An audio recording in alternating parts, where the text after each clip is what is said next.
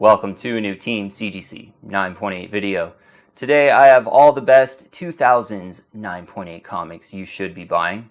So we'll go from the year 2000 up to 2009, and it was an interesting decade, I think, for comic books because, coming out of the late 90s, I don't think comic book collecting was that popular. But then by the end of the decade, you really started to see like the superheroes getting into pop culture a lot more. Like the Tobey Maguire Spider-Man movies were like a huge hit. And even by the late, before 2010, I'm pretty sure that first Iron Man movie came out, and that was a huge hit as well. So that was kind of a taste of things to come.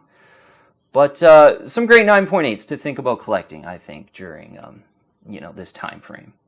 So let's have a look here. First one is Batman number 608 in the second printing. Yeah, if you're a big Batman fan, a big Jim Lee fan, this is just one to want, during this era for sure. In that second printing with the classic, like, Batman Jim Lee pose, that's, become pretty much, this is like a modern classic cover nowadays. In the more rare second printing, I'm a big Batman fan and a Jim Lee fan. I don't have this one. So maybe I'm not the biggest Batman fan as I think, but hopefully this year will be kind of the year for me to grab one of these for my collection. But so Batman 608 second print 9.8. There's 465 9.8s in a blue label. Quite a few signature series ones on this one as well in a 9.8. 39.1% of all graded copies are 9.8. That's not too bad for this one coming out in 2002. So 608 in the second printing, 9.8 prices. I saw one sell for $620.82. That was like a month and a half, maybe 2 months ago or so. I think you'd do well to get closer to $600 US right now. I saw another one sell for $699. I think, just maybe a little bit under $700 is kind of the fair value. Anywhere closer to $600, a great deal, I think, for a Batman 608.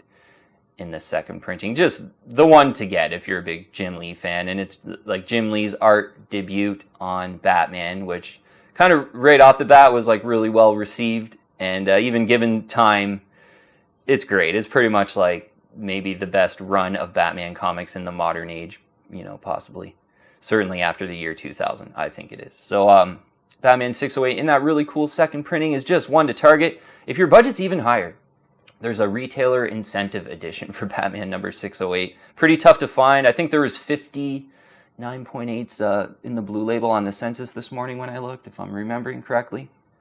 And every time I see that one sell in the 9.8, it's just like ridiculous amounts of money. I wasn't able to find a completed sale earlier this morning, so you might have to do a little research on the prices if you want that retailer incentive edition of Batman 608, which is even harder to find than the second printing. But that second printing, I think, is kind of worth every dollar, even if you got to pay up to $700 in a 9.8, certainly if you're a big Batman and Jim Lee fan. Okay, next one is an NYX number 3 in a 9.8. This one came out in 2004. First appearance of X-23, Laura Kinney. Any kind of big Wolverine key is going to be super well collected, and yeah, this one's not any different for sure. There's 2,074 9.8s in a blue label, which is quite a lot for a book during this time frame. A one of 2,074, 39.3% is the 9.8 ratio. That's not too bad. Very similar to kind of Batman 608 second print. They're decently tough 9.8s for these books being coming out in the thousands.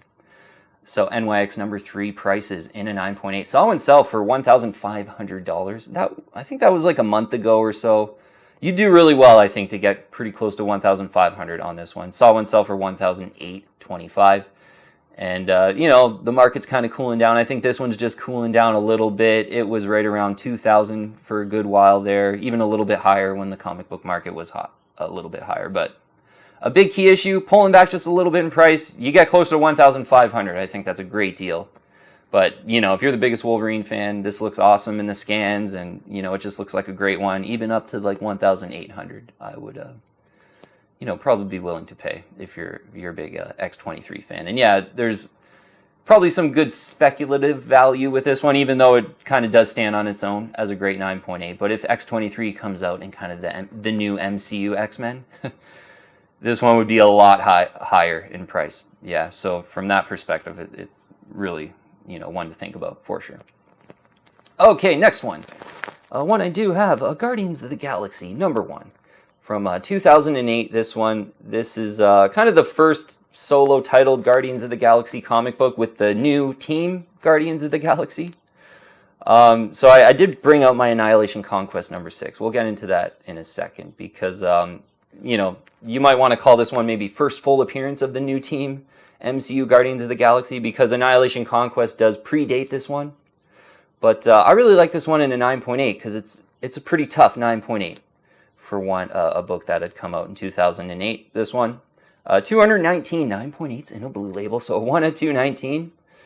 That's a positive too. Just not a lot of numbers in the 9.8, and the 9.8 ratio is great as well. Of all graded copies, only 23.7% of them are 9.8s. That's really great. Like, getting into the low 20s in this era of comic book is a really tough 9.8. You don't really see like under 20% 9.8 ratios for new comic books, so just a really tough one in a 9.8. And it's tougher. It's got a more favorable ratio than the Annihilation Conquest 6. So even though that book predates this one, they go for about similar money, I would say. Saw this one sell in a 9.8 for $460, and another one for $499 recently. Yeah, these were all in just the past few weeks.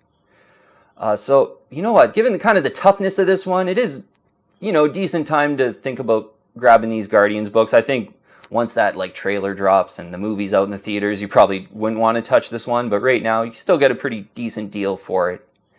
And because it's a tough 9.8, I think it does kind of deserve to be on a short list during this period. With, maybe if you were just looking for raw comics, this wouldn't be on the short list. But in a 9.8, pretty great ratio. Pretty great price too. Reasonable price, I think, for what you get. $460. Anything under $500, I think, on a Guardians of the Galaxy #1 from 2008 is going to be a pretty good deal. And I just got a feeling like these Guardians movies are awesome. Like, I really liked the Guardians of the Galaxy movies, the first two that have come out. So I think over time, Guardians of the Galaxy, the new team, Star-Lord, Gamora, and Rocket Raccoon, they're going to be really well collected over time. So I did get 2 of these when I purchased mine. One was like $180. Another one was $200. And I just, with that low ratio at the time, I just thought they were an incredible value. And luckily I've done pretty okay on the Guardians of the Galaxy #1. Annihilation Conquest 2, get a quick look at this one. Pretty low, overall numbers on the census on this one. The 9.8 ratio is about 50%, though. It's not, nice and low and tough in a 9.8. But pretty sure this one's kind of, I think it's like $450 to $500 or so. Maybe, you wait in an auction, you still can get this one around $400. And it was about a year ago I'd purchased mine for about $350. So I'm kind of right around the market prices on an Annihilation Conquest 6. But if you are a big MCU Guardians of the Galaxy fan, these are just ones to really think about in the 2000s. Next one is an Amazing Fantasy 15 from 2006. Yeah, we touched on this one recently. First appearance of Amadeus Cho, who's like the new Totally Awesome Hulk, the new Hulk. A bunch of other first appearances in this one. Admittedly, I've never read this one, so, I'm not the biggest Totally Awesome Hulk fan or anything like that. But this one's always, I've followed this one in a 9.8 for about 2 or 3 years. Like, it's been one that has done well, trended up in price, and there's not a lot of total 9.8s out there, and it looks great on the census. So there's 250 9.8s in the blue label, 23.3%, the 9.8 ratio, so it's kind of neck and neck with the Guardians of the Galaxy book for toughness in a 9.8. And that big first appearance in there with kind of even the Amazing Fantasy 15 cover homage is always cool too. So I saw this one recently sell. We documented it on one of our recent videos. I think it was like the Comic Link. Yeah, I think it was a Comic Link auction for $1,455. Saw another one sell for $1,775. So I think, right around $1,500 if you want this one is a fair value. There's not a lot of 9.8s out there. It is a tough one. Seems expensive, but it's actually, a pretty tough one with limited numbers. And this was one that really hung in there. Yeah, it was around $2,000 even kind of 6 to 8 months ago. The market was kind of showing some cracks. I thought this one hung in there quite well, and it's still kind of, it's cooled down since, but still kind of hanging around in there. That one going for 1,455 recently. I think that's pretty much a price target to aim for if you want an amazing fantasy 15. If you're the biggest new Hulk, totally awesome Hulk fan. Okay, last one on the short list, and we'll rattle off a couple of bonuses. It's Walking Dead #1 from 2003. So yeah, admittedly, I've never been a Walking Dead guy, but you certainly, there's a lot of fans out there certainly, and I've followed the price of this one, you know, off and on, because it is just one of those big 9.8s from the 2000s to Target. There's a 951 9.8s in the blue label, a 1 in 951. Given the popularity, that's pretty awesome. That's not too bad at all. 32.9%, the 9.8 ratio. That's favorable as well. This is, yeah, a good 9.8, big first appearance. So recently saw one sell for $2,200. I think that's a pretty good deal. I think this one, it's sort of in the range depending on like some kind of rumor or if it gets hot for whatever reason. Kind of 2,000 to 3,000 I find on this one. Like sometimes one will kind of catch me off guard. I'll see it go closer to 3,000, but then, you know, one pops up on an auction and maybe, you know, there's no real rumors or anything, it'll go closer to 2,000. But yeah, one most recently going 2,200, and the market is kind of cooling down, so I think you can get it closer to that 2,000 level. But that seems to be the range on a Walking Dead #1. And if you are a big Walking Dead fan, that's absolutely the one to get. And there's still less than 1,000 of them, so a pretty great collector item in a 9.8. And yeah, we'll call it closer to $2,000 would just be a pretty great deal for Walking Dead #1 in a 9.8. Okay, some bonuses. Star Wars, The Clone Wars #1. Yeah, this is probably the biggest Star Wars, but there's quite a lot to choose from in Star Wars land. Like I was thinking of it's Star Wars Jedi versus Sith #1, the first Darth Bane. That's kind of a cool early thousands Star Wars book. But the Ahsoka show is coming. Gonna be tough to kind of get a deal on the Clone Wars #1, but it's a book I've grown to like a lot more. And you know, if your budget's higher, there's the variant version of this book, which is quite expensive. I think nowadays this Clone Wars #1 in the first print is like, you know, 2,200. 2,400 or so, I think is kind of the fair value on that one, if you're a big Ahsoka Tano fan. Next one, Spawn #174, the first appearance of Gunslinger Spawn. I really like this one. I think, you know, Spawn comics during this period, there's a couple variants that are like super low printed, and some Spawn fans just go wild over them, and they're so expensive. But I'd just much rather, honestly, have the Spawn #174, first Gunslinger Spawn, great Capullo cover, going to be a classic cover moving forward. The Gunslingers now has his like own solo series comic book, and you know, McFarlane's shown that he wants to push the Gunslinger Spawn in the last like few years. He's done that, so yeah, just pretty much the most popular version of Spawn, I would say, is the Gunslinger Spawn. So this one I think is just making sense around current prices. Yeah, I think this one, I'd mentioned that Gunslinger Spawn solo series, they were like 1,200, 1,300 during that time. Nowadays, though, cooling down a little bit after, you know, those new comic book days kind of stirred up some demand. About $900. I think maybe even, you know, $850, maybe even closer to $800 might be doable. Noticed on eBay, there's probably about 7 or 8 of these in a 9.8, all priced about $1,000 or over. So they're trying to get kind of the old prices for this one. But if one pops up on an auction, $900 or a little bit under, I think a Spawn 174, first Gunslinger Spawn, is a really cool one. And because, yeah, some of these like lower printed Spawn comics that aren't key issues, but they're variants, and I don't know, because Spawn wasn't super popular during this time, I think there's only a couple hundred of certain issues. Some of those go for like stupid money in a 9.8. So I just think for $900, Spawn 174 is still kind of underfollowed, but you get that big first appearance. That's, you know, going to be easier to sell on the way out, and I think just a cool one to have first Gunslinger Spawn on Spawn 174 and a 9.8. Invincible #1 from 2003. Yeah, I think, was it like an Amazon show that had come out? I hadn't watched that at all. I've never been an Invincible fan, but I don't think it did very well. And this one in the first print is like super tough to find, really expensive.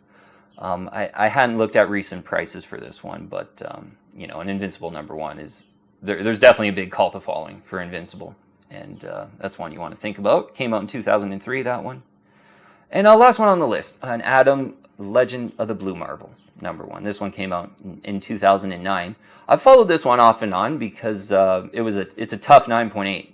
It's got a great, like, I think it's like 21% of all graded copies are 9.8 or something like that. Like it's a really great one, and not a lot out there as well. I'm pretty sure this is a low printed book, I've heard as well. There's more people that I'd never read this one. Admittedly, I'm not like right into it, but this one's definitely got a cult of following of fans.